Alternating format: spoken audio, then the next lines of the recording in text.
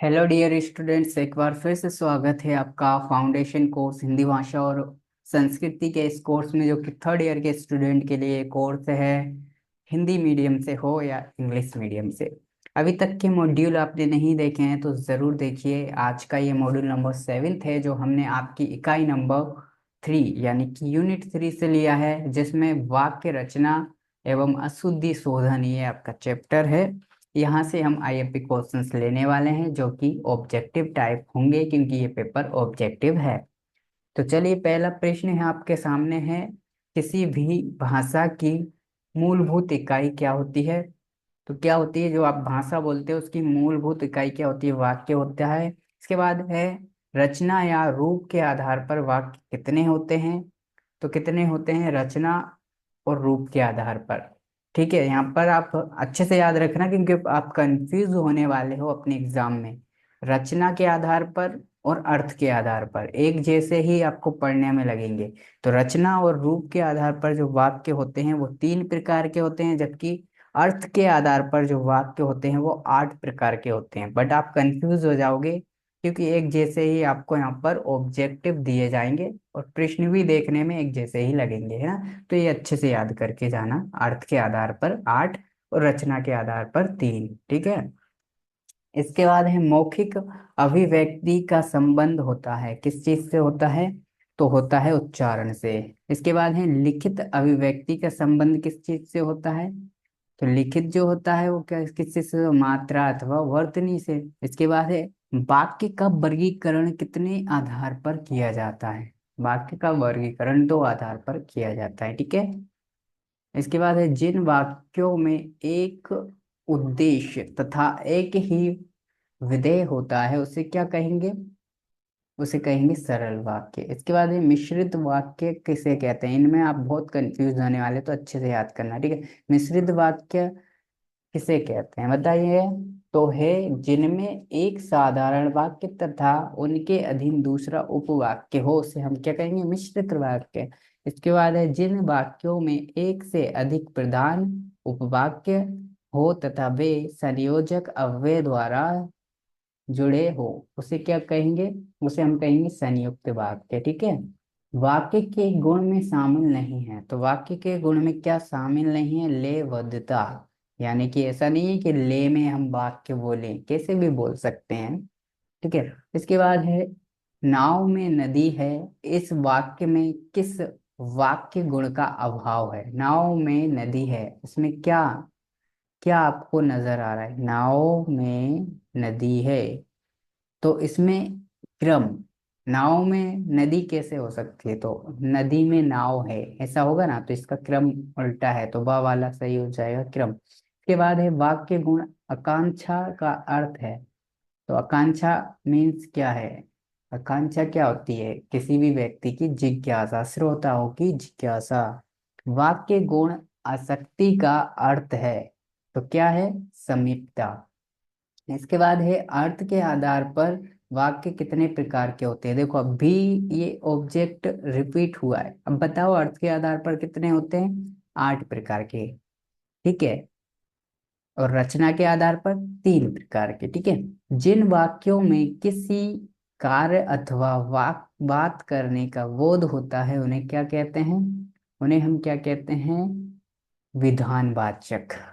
जिन वाक्यों से किसी बात अथवा कार्य ना होने का बोध होता है, उसे क्या कहते हैं? निषेधात्मक। यानी नेगेटिव सेंटेंस की बात हो रही है। ठीक है। इसके बाद है, यहाँ पर श्याम स्कूल जाओ वाक्य कौन सा है? बताओ कौन सा है? श्याम स्कूल जाओ, क्या बोला जा रहा है? आज्ञा दी जा रही है ना, तो आज्ञावाचक शब्द है। इसके बाद है, जिस वाक्य में आश्चर्य का बोध हो उसे क्या कहेंगे? देखो, जिसमें आश्चर्य होता है उसमें हम विस्मयवाचक बोलते हैं, विस्मयवाचक, विस्मय बोधक या विस्मय बोधक। ठीक है, इस तरीके से बोलते हैं इसको। इसके बाद है, आह कितना सुंदर दृश्य है। कितना सुंदर एकदम से बोलते हैं ना, तो कितना सुंदर दृश्य है। वाक्य किस तरह का है? तो आपको पता होना चाहिए, विस्मयवाचक है। यानी आश्चर्य से भरा हुआ है। आहा कितना सुंदर दृश्य है, आश्चर्य होता है ना यहाँ पे, तो विस्मयवाचक। ठीक है। इसके बाद है रमेश पढ़ा लिखा है अथवा नहीं, वाक्य है। कौन सा वाक्य है, रमेश पढ़ा लिखा है या नहीं? तो ये संदेहवाचक है। इसके बाद है जिन वाक्यों में किसी तरह की इच्छा या कामना का बोध होता है उसे कहते हैं इच्छावाचक। आपका भविष्य उज्जवल हो, वाक्य है, बताइए कैसा वाक्य है? इच्छावाचक, इच्छा की है ना उसने कि आपका भविष्य उज्जवल हो, है ना। जो पढ़ेगा वही क्या होगा, उत्तीर्ण होगा, यानी जो पढ़ेगा वही तो पास होगा। तो ये किस तरीके का वाक्य है, ये संकेत दे रहे हैं कि जो पढ़ेगा वही तो पास होगा, संकेत वाचक। ठीक है। इसके बाद है अग्र में से कौन सा वाक्य मिश्र वाक्य नहीं है, यानी कि बोला जा रहा है नीचे जो आपको ऑब्जेक्टिव दिए हैं इनमें से कौन सा मिश्र वाक्य नहीं है। तो कौन सा मिश्र वाक्य नहीं है, ये परिश्रमी ही नहीं वरन ईमानदार है, ये जो है ये मिश्र वाक्य नहीं है। सरल वाक्य है। अब बता रहे हैं कि सरल वाक्य बताओ, नीचे दिए जो हैं ऑब्जेक्टिव, कौन सा है सरल वाक्य? उसके आने का समय निश्चित नहीं है, ये कौन सा है, सरल वाक्य। इसमें से मिश्रित वाक्य कौन सा है? तो बताओ कौन सा है इसमें से मिश्रित वाक्य? जो लोग स्वस्थ रहते हैं उन्हें वेद के पास नहीं जाना पड़ता, ये मिश्रित वाक्य है, मिला हुआ वाक्य है। इसके बाद इस संयुक्त वाक्य पहचानो। तो संयुक्त वाक्य कौन सा है, दवा लो और बुखार कम हो जाएगा, ये संयुक्त वाक्य है। ठीक है। इसमें से विधानवाचक वाक्य कौन है? तो विधानवाचक कौन सा है, यह बात सभी को स्वीकार है, ये कौन सा है, विधानवाचक। ठीक है। यानी कि ये होना ही होना है, अटल शब्द होता है। ठीक है। उसको कहते हैं विधानवाचक। तो क्या है, यह बात सभी को स्वीकार है। इसके बाद है शायद में भी वाक्य है, शायद में भी वाक्य है। तो शायद में कौन सा वाक्य है ये पूछा है उन्होंने। तो शायद क्या है, जब हम बोलते हैं शायद ये हो जाए शायद वो हो जाए, तो क्या कर रहे हैं, हम संदेह कर रहे हैं, तो संदेहवाचक। इसके बाद है वाक्य के घटक अथवा अंग होते हैं। तो वाक्य के घटक और अंग कौन होते हैं, उद्देश्य और विधेय, ये उनके अंग होते हैं। इसके बाद है भाववाच्य वाला वाक्य इसमें से कौन सा है, बताइए कौन सा है? हिमेश से दौड़ा नहीं जाता।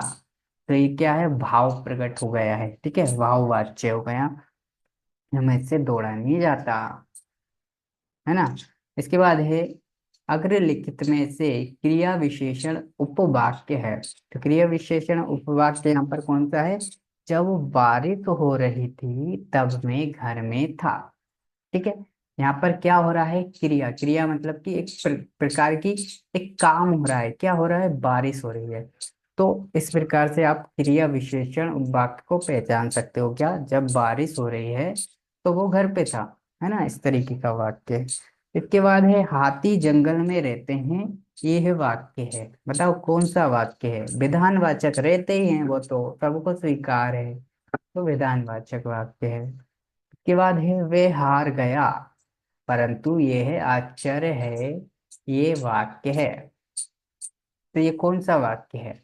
देखो, वे हार गया एक अलग वाक्य है, फिर है कि ये आश्चर्य है, यानी मिक्स वाक्य है। तो कौन सा वाक्य है ये, संयुक्त वाक्य।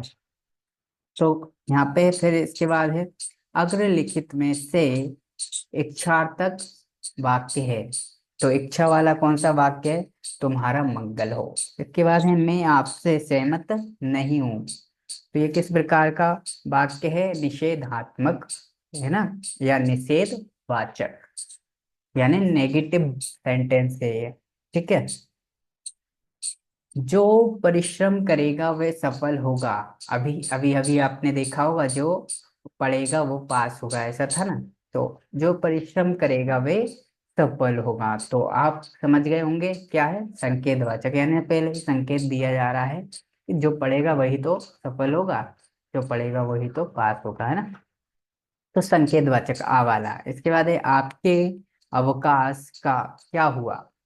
तो ये किस प्रकार का वो है वाक्य, आपको समझ आ रहा होगा किस प्रकार का है प्रश्नवाचक, क्योंकि आपके अवकाश का क्या हुआ, क्वेश्चन मार्क, है ना, क्वेश्चन वाचक, है ना। राकेश आया होगा वाक्य है, तो ये कौन सा वाक्य है, संदेहवाचक, संदेह हो रहा है, राकेश आया होगा तो संदेह। ऐसे करके आप ऑब्जेक्टिव को पहचानना सीखिए, ठीक है। इसके बाद है जो गरीबों की सहायता करते हैं वे धर्मात्मा होते हैं।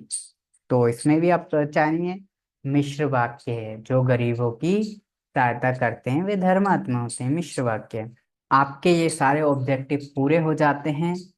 तो इससे पहले के मॉड्यूल नहीं देखे हैं तो जरूर देखें, आगे के मॉड्यूल देखने के लिए सब्सक्राइब करके रखें हमारे चैनल को, और हमें बताएं कि हम और आपके लिए कौन कौन से कोर्स डिजाइन करें, ताकि आपकी हेल्प होती रहे और हमारी भी हेल्प होती रहे।